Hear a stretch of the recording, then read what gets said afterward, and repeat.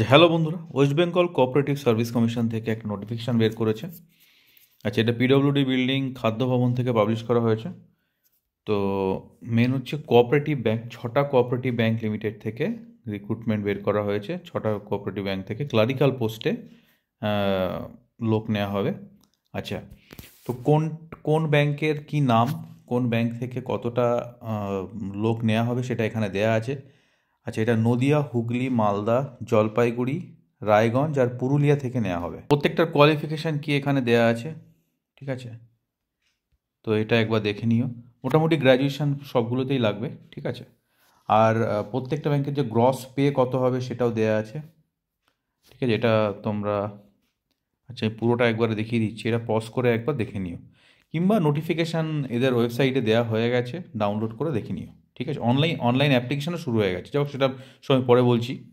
আচ্ছা, এই 6টা ব্যাংক থেকে নেওয়া হবে। 6টা ব্যাংকের নাম এখানে দেওয়া আছে, একবার দেখে নাও। আচ্ছা, 28 তারিখ মানে কাল থেকে অলরেডি শুরু হয়ে গেছে অনলাইন অ্যাপ্লিকেশন, এবং 27শে ফেব্রুয়ারি অবধি চলবে। যারা যারা করতে চাও করে নিও, অপরচুনিটিটা ভালো অপরচুনিটি। আচ্ছা, এজ লিমিট যেটা আছে আনরিজার্ভডের জন্য 18 থেকে 40, বাকিদের 18 থেকে 45। সব একবার দেখে নাও।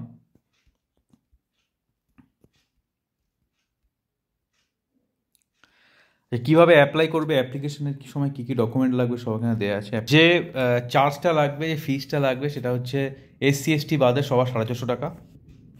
অনলাইন অ্যাপ্লাই যখন করবে 17 টাকা কনভিনিয়েন্স ফি লাগবে। আচ্ছা, এক্সাম প্যাটার্নটা কী হবে সেটা আগে বলে দিই। 85 মার্কসে যেটা হবে সেটা হচ্ছে CBT হবে, তারপরে 15 নম্বরে ইন্টারভিউ হবে।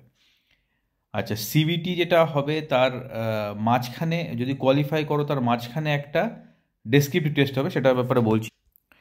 তার আগে দেখে নাও এখানে কী কী টপিকে আছে। বেঙ্গলি আছে, ইংলিশ আছে, ম্যাথামেটিক্স, জেনারেল নলেজ, আর হচ্ছে clerical aptitude. Clerical aptitude reasoning টাইপের হয়, ঠিক আছে? আচ্ছা, টোটাল 2 ঘন্টা টাইম পাবে এক্সাম দেওয়ার জন্য। আচ্ছা, ক্যান্ডিডেটদের কী কী বলা হচ্ছে যে যদি CBT যারা পাস করবে তাদের ডেসক্রিপটিভ টেস্টের জন্য ডাকা হবে 1:10 রেশিওতে, ঠিক আছে? 10 জনের মধ্যে একজন সিলেকশন হবে। সেটা কিসের জন্য? সেটা ইন্টারভিউয়ের জন্য। সেটা আবার 6:1 রাখা হবে, ঠিক আছে?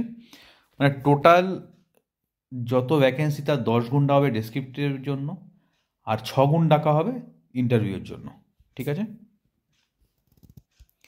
যে ডকুমেন্ট ভেরিফিকেশান যেটা হবে সেটা একদম ইন্টারভিউয়ের সময় হবে, তার আগে কিছু হবে না, কিন্তু এই ডকুমেন্টগুলো সব রেডি থাকবে।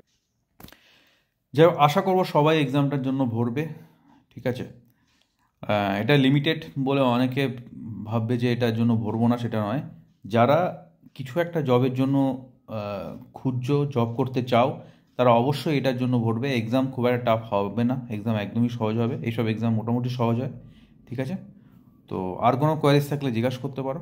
Thank you, all the best.